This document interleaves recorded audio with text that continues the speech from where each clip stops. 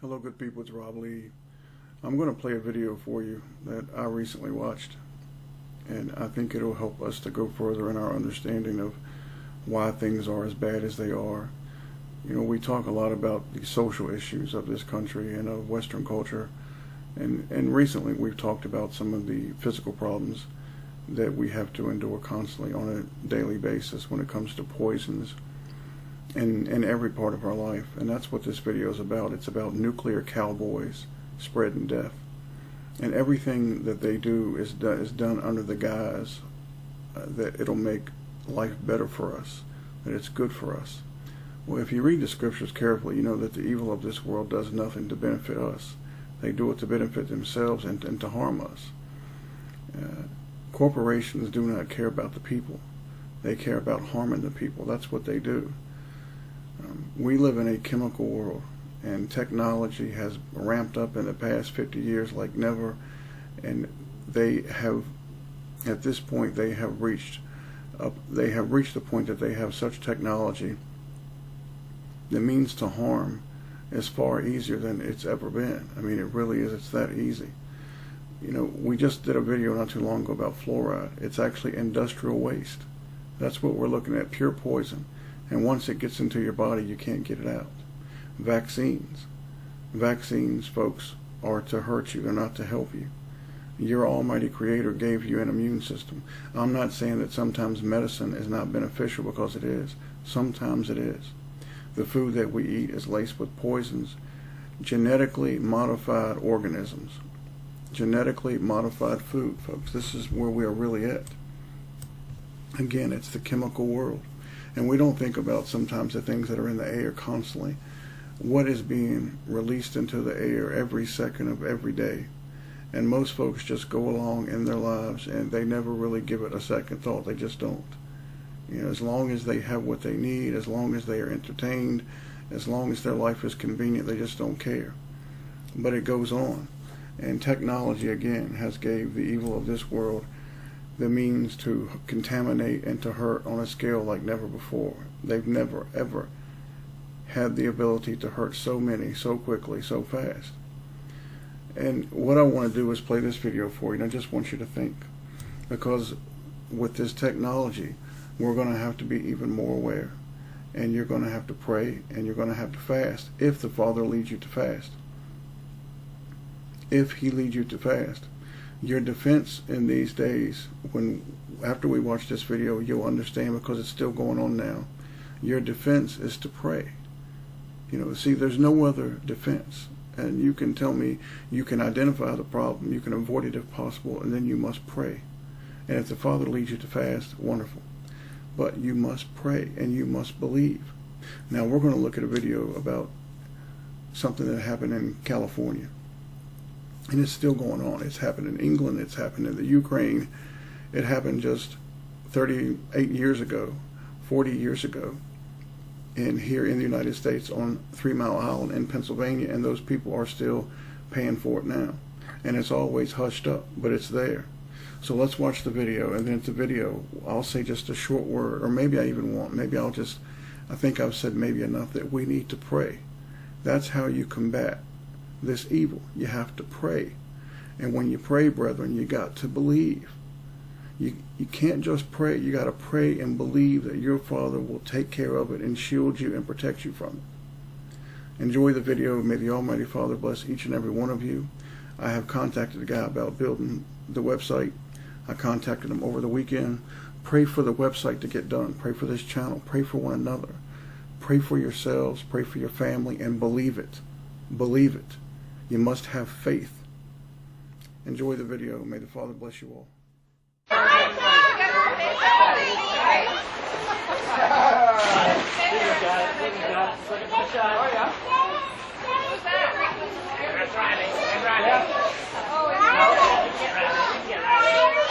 the first time in the United States, an entire community was illuminated by electricity generated by an atomic reactor. But less than 2 years after that dramatic send-off, something went wrong. Some of the fuel rods partially melted. Various reasons, including buildups of radioactivity in the building above the reactor. That's what led to the final shutdown 13 days after the first signs of trouble. Appalled at the sort of the cavalier attitude that they demonstrated. The official news release claimed there was no indication of unsafe reactor conditions, and newspapers treated the matter routinely. Local public safety officials weren't told much either. That would be unheard of in today's safety atmosphere. Sort of a damn the torpedoes full speed ahead attitude, which is fine if you're fighting a war, I guess, but it's certainly not a way to run a reactor. A slipshod operation, I guess, is the way I would describe it.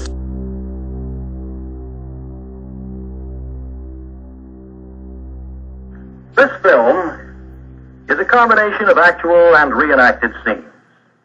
It is presented for the purpose of studying and improving the methods and techniques of handling nuclear emergencies. Today, if you were to take a trip in almost any direction across our great country, you might suddenly come upon a sign such as this: Atomic City. This means the location nearby of one of our atomic energy plants, a potent reminder that we now live in the atomic age. What are such communities like? Atomic cities, cities near atomic plants, are pleasant places of comfortable and well-built family homes. There are modern schools and churches, libraries, hospitals, post offices. With the ever-increasing use of nuclear energy, more towns may eventually become atomic cities, cities near safe and efficient atomic plants. The Susana reactor started producing power early in November, and our cameras were focused on the town at 7:30 p.m., November 12, 1957. Enrico Fermi once looked at a reactor and said, "Wouldn't it be wonderful if it could cure the common cold?" Here at Moore Park, a chain reaction that started with him washed the dishes and lit a book for a small boy to read.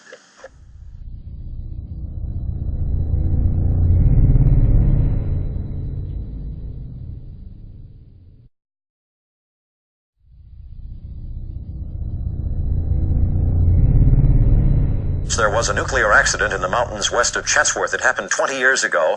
There was no large-scale public exposure to radiation, but the public has never been given details till now. And tonight, for the first time, Warren's going to tell us the story and show us the film on this. Warren? Thank you, John. Unit 4 has been able to dig up government films and documents that show what happened. Something went wrong. Some of the fuel rods partially melted. The damage turned out to be very extensive. 13 of 43 fuel rods partially melted. 81 pieces of uranium fuel scattered around on the bottom of the core. The SRE was cooled not with water, as most reactors now are, but with sodium, a liquid metal. This animation, on a government film never shown in public before, shows the sodium filling up the reactor, going up between the radioactive fuel rods. When the fuel rods partially melted in 1959, the sodium absorbed the most dangerous of the materials produced by the accident, so they stayed in the reactor. But the operators did not know what had happened till sometime after the accident occurred. The official reports almost sigh with relief. But it could have turned out differently. Luckily, the fission product release, that is, the release of radioactive materials, was contained within the sodium. But there was always a chance that if fuel melting had proceeded unchecked, that it would have been released into the surrounding area, especially iodine and strontium. The iodine and strontium are very dangerous because the iodine goes to the thyroid glands of young children, causing thyroid cancer, and the strontium goes to the bones of growing children, causing leukemia. Certainly people were following that reactor all the time. It did not appear to be a hazard to the public or to our employees, and in retrospect it wasn't a hazard to our employees or public. And we put the plant back on the line. In 1989, the Daily News reported on a secret study conducted by the Department of Energy revealing widespread chemical and radioactive contamination at the site, which had contaminated the mountain. Boeing has been ordered by the state to clean up the Santa Susana field laboratory, and the company says they have made tremendous progress, but Consumer Watchdog claims instead they've used lobbyists to sidestep the project. Activist Dan Hirsch. Boeing concluded that it's cheaper to hire some well-connected hired guns to get out of their obligations than it is to comply comply with them. In a statement, Boeing denies all of the charges, but neighbor Bonnie Klee, who is diagnosed with bladder cancer after working at the test site, says she's seen cancer in every house on her block. I don't want the chemicals and the radiological contamination left there. I don't want another generation exposed to what we've been exposed to. Megan Goldsby, KNX 1070 News Radio.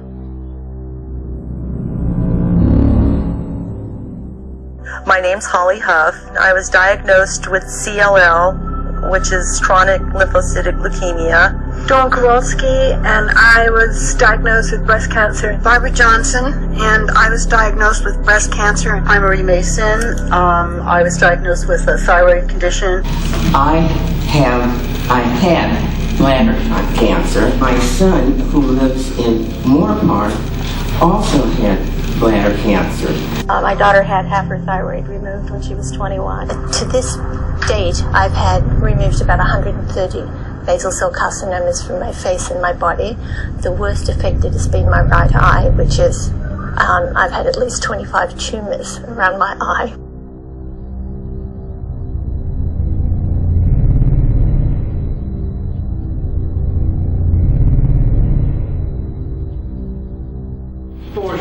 Was this a minor release? Was it a major release? Was this sort of a oh my god release? How severe was this? Well, the major release could be, oh my god, what do we with all those men? That would disturb them so bad, they had tears in their eyes because they weren't able to tell just because of the release and where it went. Them sides they couldn't even tell their own wives or families about it. So it was very, very big. It was. That's why they call it the worst nuclear accident in history of the United States.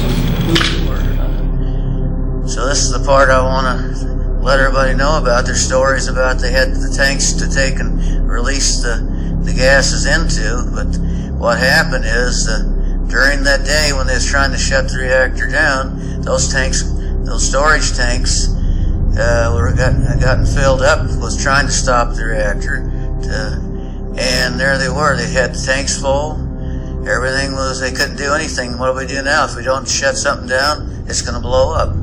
And so what they had to do, they had to release the nuclear radiation straight out of the reactor, out in the atmosphere. This has not been talked about, but I was there and I know it happened. It went out over the San Fernando Valley, went over the eastern end of Simi Valley. They were having trouble with the reactivity in the core, and they decided to pump the radioactive gases out of the core in order to try to see if they could solve the problem. It's just extraordinary. They had a power excursion, which means the power goes on excursion, on trip. It increases exponentially in fractions of a second, and they could barely shut the reactor down, but after an hour and a half of not being able to figure out what caused it, they started it up again and ran for another 2 weeks.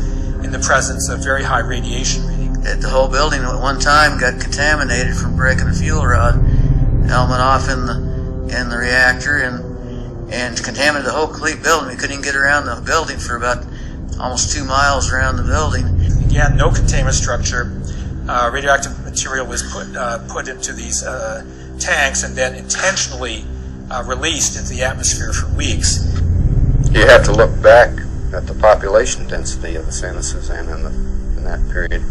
You were up there the other day, but at that time it was a dirt road to Santa Susana. There was no population in the area. And the men asked him, can we tell our families about it? Can we tell them? They went right over our own homes. We live in Chatsworth, Canoga Park, all those areas. Can we let our wives know what had happened? They come back to him and says, no, you cannot. No, I don't want anybody saying a word about it. We'll report what happened to the public in our own due time. And then he turned around and come over to me where I'm standing there taping up the door and all that, and he got right up next to me like a sergeant in the military right in my face and says, you will not say a word about what happened here today. And he really got stern about it, scared me half to death. In the fashion he had done that. So here I am talking to you right now. I was not supposed to say a word. And this is something I have to say to all of you. It was something very important. Just give me a second. Important to me to be able to let you know what actually happened. It's been with me 55 years. I've known this, but this is my first opportunity. Not that much of a hazard to even our local people, as evidenced by the short period of time it took us to clean up the facility and recover it. What fancy equipment were you provided to get the radioactivity off of these surfaces? High-tech equipment, which was Bactine, which we've probably all seen in the drugstore. It's a antiseptic solution, and we use feminine napkins, Kotex, because they are highly absorbent of whatever's on the floors and walls. So that's how. The radioactive contamination on the walls and floors was cleaned up using Kotex? Kotex and Bactine, yes.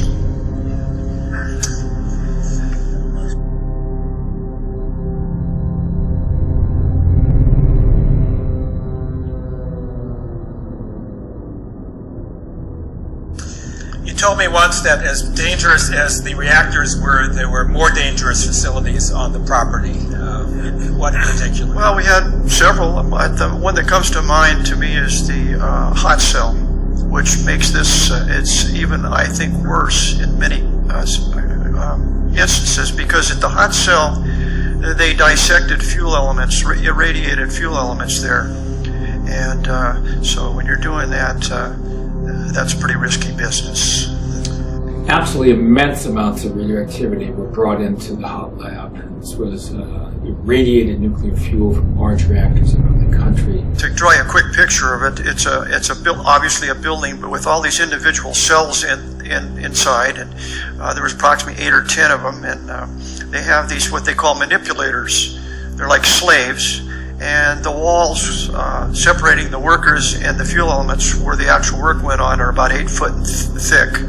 And so you're looking through a leaded glass window at this element that's probably reading somewhere in the area of 2,000 or 3,000 R per hour, which is death if you were to be exposed to it directly. So they're decladding these fuel elements, and that's creating dust and dirt and so on.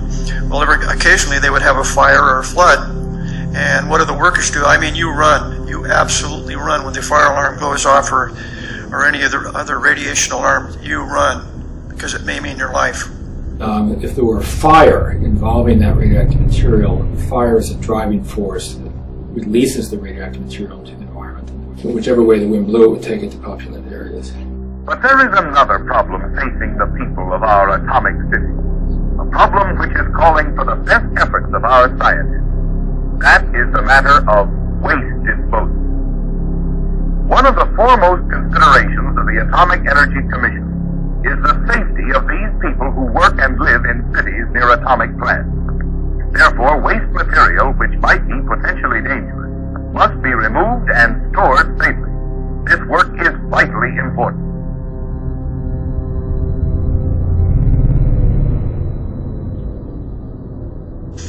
And did you have some role or some recollection that you wanted to pass on regarding the sodium burn pit?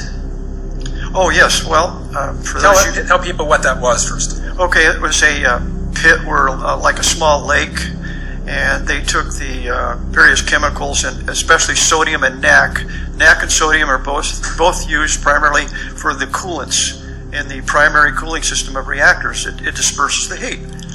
Well, they would take this used NaC after it was removed from the reactor out, put it in drums, 55-gallon drums, take it to the sodium burn pit, put it in a small rowboat, one drum at a time, and row it out to the center of the lake, push the drum in the water, and then row back and get behind the coverage of a blockhouse. And they would shoot the drum with a 30-06 rifle, therefore allowing the water to seep into the drum. And when water comes in contact with NaC or sodium, it's a very serious explosion. And this is the way that they burned off this waste material, as well as other chemicals and so on. It was quite unusual. Normally, you dispose of radioactive materials in specially designed and licensed radioactive waste facilities. So open-air burning was not supposed to occur. for anything radioactive. It did it anyway. So this burning was in the open air overlooking Simi Valley. And Absolutely. The smoke would travel all over the complex up there, including Rocketdyne and the Atomics International Complex, and would travel into Simi Valley as well as the San Fernando Valley. And radioactive and chemical waste really weren't supposed to be burned there, just clean sodium, but they ended up having a fair amount of radioactivity and chemicals, and we've got now contamination both in the groundwater beneath that site, and some of it migrated off-site to what was then the Brandeis Camp Institute. Yes, that is true. There was two burn pits that I was familiar with. One was on the Rocketdyne side, and there's another one on the nuke side, which was Atomics International. And my understanding there was may have been a couple of others, but those are the two that I was familiar with. Went on for decades, and it was conducted in part because a famous memorandum by the company official that it was costly and took a lot of time to get the appropriate permits and ship the material off for appropriate disposal, so it would be easier to burn it in these open pits. Ever stop to think that the breeze which rustles the flowers and trees and carries the scent of spring, the warmth of summer, and the spice of winter could be radioactive? Your lung tissue is very sensitive to radiation.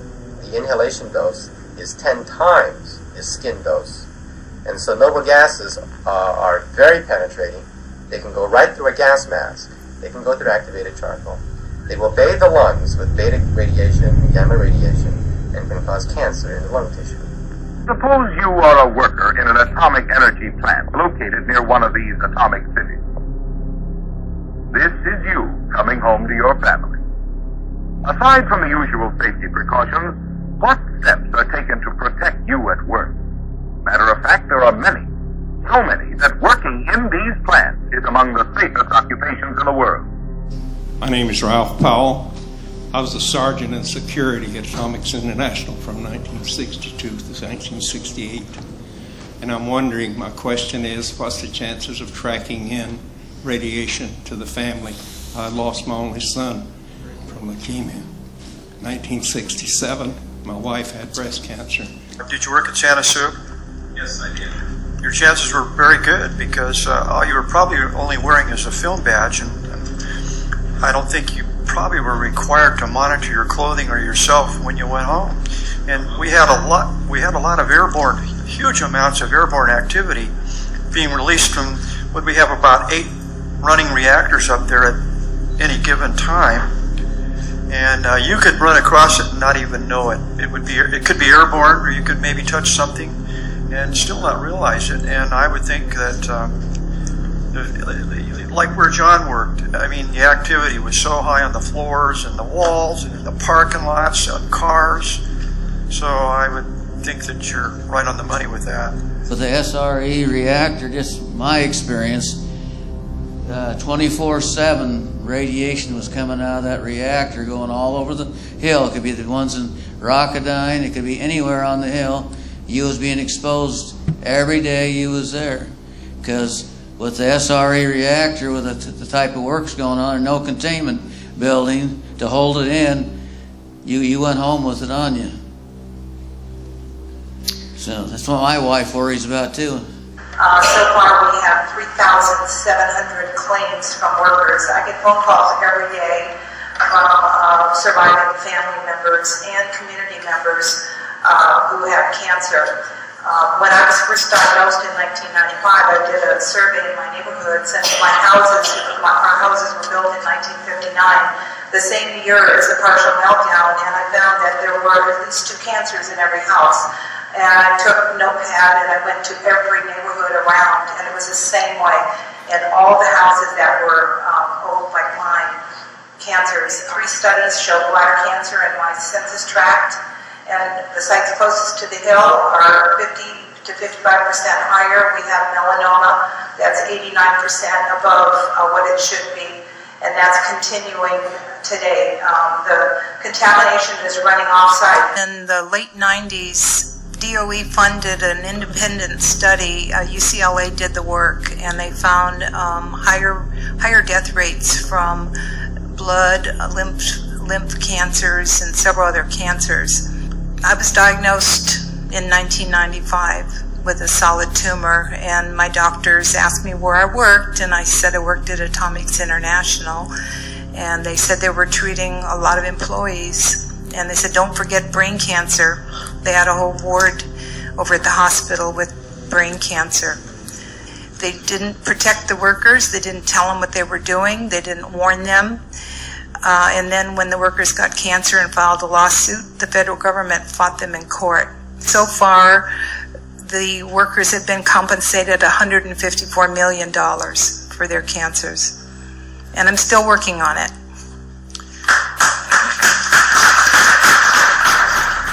Yes, our atomic city is exactly like any other, and special and detailed precautions are taken to keep these expanding communities that way. This golf course, for example, similar to thousands, just like it all over the country, with well-tended greens and tricky tracks. But if this player should send a long drive out of bounds, she might discover this man. He is protecting the people who live near an atomic installation by taking vegetation samples to test for the presence of radioactive material. William Preston Bowling, Aerospace Contamination Museum of Education. My question is for Robert Dodge. During the couple of weeks of this meltdown, they released radioactive gases into the air. And anyone who knows the history of Simi valleys and the San Fernando valleys, we had milk and beef and oranges. How does that affect those? Sure. Well, the thing about the radioactive isotopes is they're taken up by all living things as though they were essential life-giving compounds.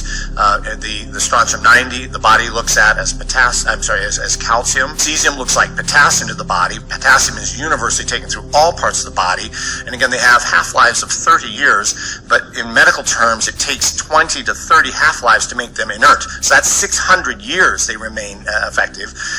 Plutonium-239 is the most toxic substance we know on the planet, with a half-life of 24,000 years, requiring 500,000 years to render it, medically inert. So these are incredibly toxic things. That's wherein we emphasize there is no safe level. You can take it in now, but it just sits there and emits and emits and emits and emits. Okay, and if you're lucky and you don't get it within years or decades, I think that's great. But I mean, you never know. You're never outside that risk. Another study was performed of the off-site population for the Agency for Toxic Substances and Disease Registry, and they found that the incidence rate was more than 60% greater among residents living within a 2-mile radius of the Santa Susana field, more than among residents living more than 5 miles away. And these were for the following types of cancers. Cancers of the thyroid, upper aerodigestive, which is the mouth, nasal cavities, pharynx, larynx, and esophagus, the bladder and blood and lymph areas, and blood tissues and chemistries like leukemias, lymphomas, and multiple myelomas. These are all areas where these radioisotopes settle. They're like in the bladder and the colon, etc., and where they continue to have their ongoing effects. 216 times in recent years, 216 times, toxic materials have migrated off-site, okay, when they were picked up by rainwater and transported into contaminated levels at areas in excess of recognized pollution limits. That is to say, levels deemed by regulators to be safe for public or the environment. Contaminated groundwater has also migrated off-site. The facility is on the hills above, and the contamination flows down to the city below. It is therefore extremely important from a health standpoint that all contamination that can be found is cleaned up so as to protect people and the environment from this radioactive and toxic pollution. Tonight, a new report is out about a nuclear accident here in the Southland almost 50 years ago. At the time, Rocketdyne Lab near Simi Valley, it happened there, and it says the accident did have long-lasting health effects. Channel 4's Patrick Healy live in Simi Valley right now with more on this story. Patrick. Colleen, over the years, suspicions of contamination released from the lab have, in effect, only been encouraged by the secrecy that long shrouded the nuclear and rocket testing. Studies now have demonstrated that a large amount of radioactivity apparently was released from that accident in 1959, and that in the Los Angeles region at large, several hundred cancers are likely to result in. Many at this meeting are convinced illnesses in their family were caused by exposure from the Santa Susana lab. Well, we were horrified because we were raising our children here. This is like paradise. I mean, we all have creeks running through our yard. Our children played in the creeks when they were little. Soon after, a representative from Rocketdyne attended their homeowners association meeting. Oh, there was nothing to worry about. You know, you get more radiation if you flew to Denver. You also, we were told, you get more radiation sleeping next to your husband. Or eating a banana. By this time, Rocketdyne ownership had changed hands, and the corporate red tape got worse. The Goliath just kept getting bigger because we started out with Rockwell owning it, and they were big enough, but then you got Boeing. They're one of the biggest corporations in the world. For the next 20 years, there was constant struggle because the people who had run both the nuclear facility and the rocket testing were very resistant to take responsibility for the contamination that they had created. They just didn't want to have to clean it up. And the longer they delayed, the more stuff migrated off-site, because every time it rained, the rain carried some of that toxic contamination that's in the soil off-site. The groundwater migrated off-site, and the contamination in the soil, when the wind blew, would also be resuspended and move off-site. And years went by with people who are in this room giving up a huge amount of their life, seeing their children grow up, and now their grandchildren they thought would finally be protected. About 30 of you went up to Sacramento to meet with the then Secretary of Cal EPA, Linda Adams, who had been convinced by her staff that things were okay and that any real attempt to clean things up the way we wanted to wasn't practical. And one member of that citizens delegation was a mother whose child had been diagnosed with retinoblastoma. It's a horrible cancer of the eye that appears in young children a few months after birth. The child has to have the eye surgically removed, or both eyes occasionally, and then undergo chemo. And there had been a cluster, 8 or 9 kids in a tiny area of about 30,000 people. This normally occurs in 1 in a million births, or 1 in a million people, I don't remember which way, but anyway, a huge number of retinoblastomas. And we saw on Secretary Adams' face something change. A senior bureaucrat, a senior official, whose heart melted, and who then turned to her staff person and began to understand that what she had been told wasn't true, that the operator of the facility, which is Boeing, has very powerful lobbyists, had been able to, through her staff, which was fairly close to Boeing, get her to do something that she later regretted. So she reversed course and committed to trying to get this site cleaned up. During the time that she was secretary, then Senator Sheila Kuehl and then Assembly Member Julia Brownlee, with a large number of others, quite bipartisan in fact, managed to get legislation through that was signed by the governor, SB 990, that required the cleanup of the site to the most protective standards, which are the rural residential standards. The Department of Energy, NASA, and Boeing currently are responsible for the cleanup. Last December, the DOE and NASA agreed to clean up their portions to the highest of standards. But Boeing has not.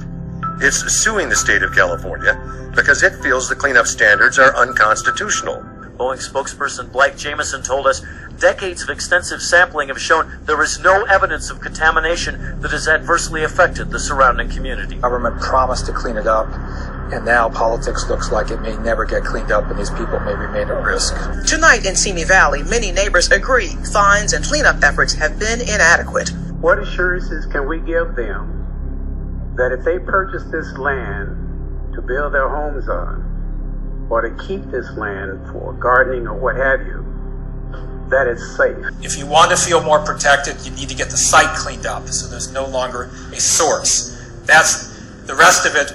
There's not much we can do. But to get rid of that source, that's the key thing that we have to do. The contamination on the hill that wants to go off the hill.